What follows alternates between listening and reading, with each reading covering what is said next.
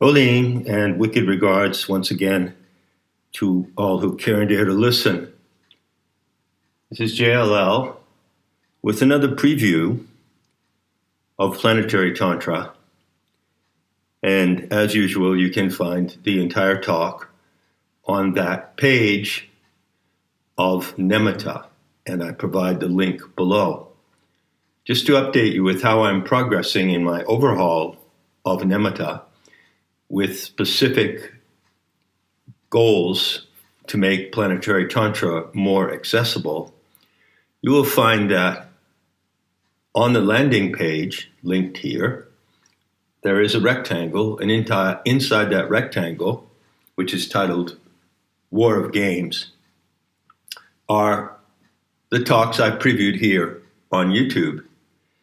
And as a matter of fact, you don't even have to go and register as a visitor to access those talks. Because they are on the landing page, anyone can access them directly. So this procedure accords with my long-time determination to keep Planetary Tantra absolutely free.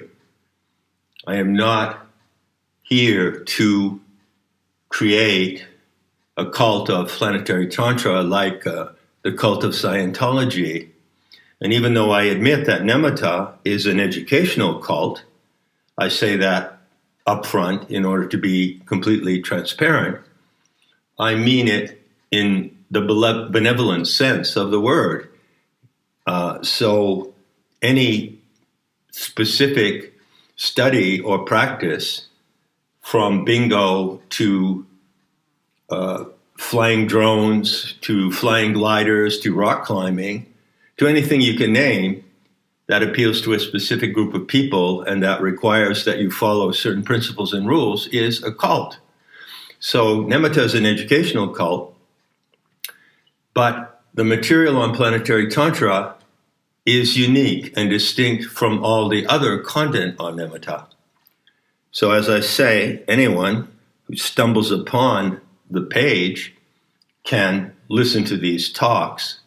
So I am not a cult leader recruiting people into Planetary Tantra so that I can brainwash them and change their identities and make a lot of money off them, because I receive absolutely nothing whatsoever for Planetary Tantra, never have and never will.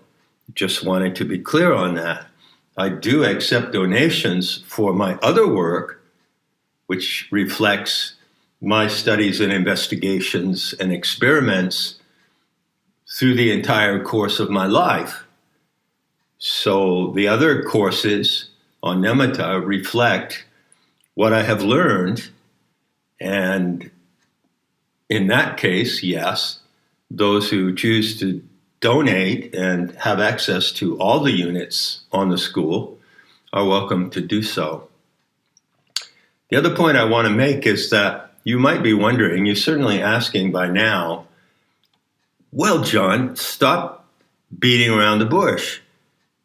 Tell us exactly and precisely what the practice of Planetary Tantra is. Give us the simple and basic instructions. Right? Well, actually, I've already done that, and I've been doing it for years. The situation is, however, that I do require your patience, because those instructions are not presented right now in such a way that you can go directly to them and proceed A, B, C to know what the practices are, to know what the goal of those practices are, and to undertake the practices. So I'm getting there. You will have that eventually. But I want to advise you that at the moment, that panel I've created on the landing page for Course 16 Planetary Tantra contains orientation material. It answers questions that arise when you approach Planetary Tantra. And it talks about the background of it as well, the framing concepts, and the metaphors I use, which are primarily three: the metaphor of dreaming, the metaphor of gaming, and the metaphor of movie making, which is called the cinematic metaphor. So what you find there now is not the explicit instructions of how to practice PT, but they are coming, and they're coming soon. So the title of his talk is, "You Are Not a Divine Spark Trapped in Matter." And I'm including this talk in that panel as a tool of orientation. This subject of the divine spark, in quotes, comes up often. And it so happens, well, you know about connotations, don't you? Well, what are the connotations of the word divine spark? Just as I pronounce it right now. I've found, and this has been reinforced by people who've written me on this issue, that the term divine spark has certain connotations which some people might equate with the basic teachings of the Gnostics of the ancient mystery schools. I can understand why that would happen. Nevertheless, I do my very best, my level best, as they say, to distinguish the metaphysical theory, or the religious doctrine, you could say, of the divine spark from what you find in planetary tantra, so that you don't bring erroneous and misleading connotations coming from that term into your interest in planetary tantra. In fact, I assure you, you can completely eliminate the term divine spark from your syntax, and you're better off in doing so because it has nothing at all to do with either the theory or practice of planetary tantra. Clear enough? I have to add, for complete clarification, and I've said this before, there are interpretations of Gnosticism that are circulating out there on the internet, and some of them receive hundreds of thousands of views, and some of them come to you in high production documentaries and presentations with certain religious scholars and certain let's say pop gurus, and they are really, really impressive. But in those versions of what the Gnostics taught, you find embedded the concept of the divine spark.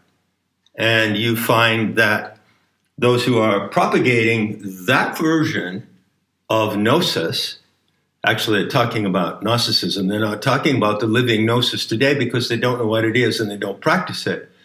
But you find that those who are promoting that version will assume that, yes, Gnostics claimed that we are sparks of divinity trapped in a material nightmare.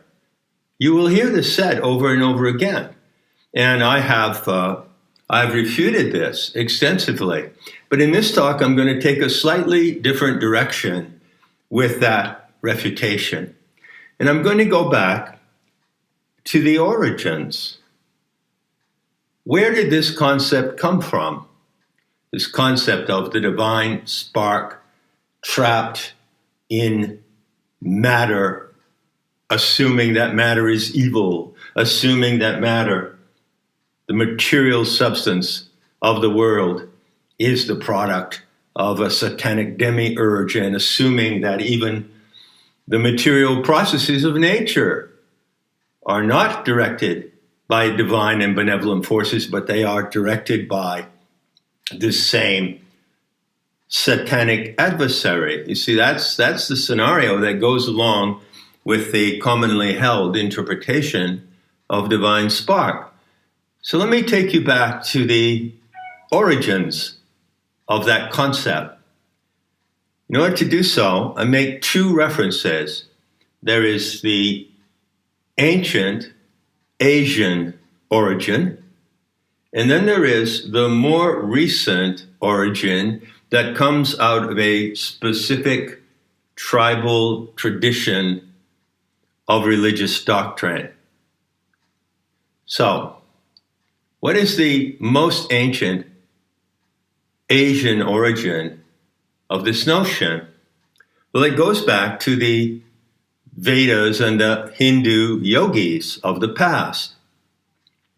And the story says that these wise men dedicated themselves to renouncing the world so that they could go back to the origin of the world. And so the goal of the ancient practices of yoga was to reach God, reach the source, the divine, the absolute, Shiva, the ground of consciousness and being. Or to use the full expression in Sanskrit, Sat Chit Ananda, the ground of being, consciousness, and bliss. And that was the sole and universal goal of yogic practices, right? And presumably some of these yogis, rishis, mahatmas, whatever you want to call them, actually achieved that. They achieved the ultimate realization of God. And what did they have to say about it? Well, they all said the same thing, that God is yourself and yourself is God. So your true identity, stripped of the illusions you have about yourself, shows that yourself is identical with the divine self. So in the syntax of that ancient system, you find the duality, the dichotomy of higher and lower self, which, by the way, you do not find anywhere in the living gnosis today, nor in planetary tantra. I just don't use those terms. Now, here's an example, fairly recently, of the perennial instruction of these Vedic Hindu yogis. It goes to the recognized master, Ramana Maharshi.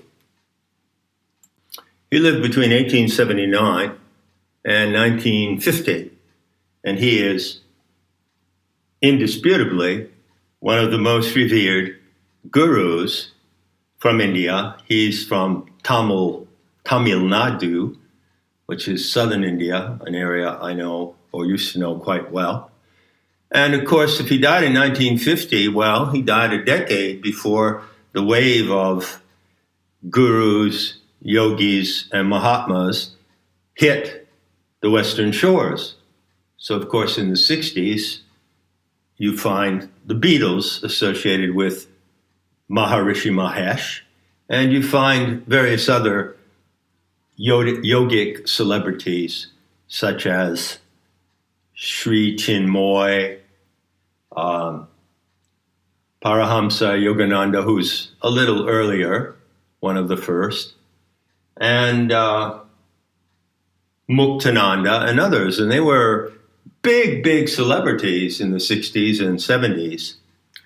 But let's take a look at Ramana Maharshi and see what he said, because I would regard him as a faithful representative of that ancient yogic tradition based on the goal of reaching the source, the absolute, the divine. There are many quotes from Ramana Maharshi, by the way. You can easily find them on the internet. And quite a number of these quotes, in my opinion, are pretty saccharine and innocuous. I could well imagine that someone would start a Chinese cookie business, a fortune cookie business, and you could easily put a large number of Maharshi's sayings in fortune cookies. That's the level of intellectual depth and intellectual, what shall I say, substance of these sayings. But here is one particular saying from him. Quote, "The highest goal of man is to inquire, who am I? And realize the self. If a human being does not try to realize this, he lives in vain." End quote. And the self in that quote is capitalized. So there you have it. You could put it in a fortune cookie, and that is the sum and essence of what the ancient rishis and mahatmas and Vedic yogis were attempting to do. Now, whether they did it or not is one thing. I'll give them a credit. I'll give them the benefit of the doubt. Let's say they did it. They achieved the mystical experience of the ultimate realization of the absolute. Parasamvit, Shiva, call it what you will. Okay, I'll give them that. I don't have so much an issue with that. Anyway, how would I confirm it one way or the other? Confirm it or deny it? I have an issue with what they said about that supreme mystical experience. So that's what I will talk about in the remaining part of this audio, which you can find on the page linked below.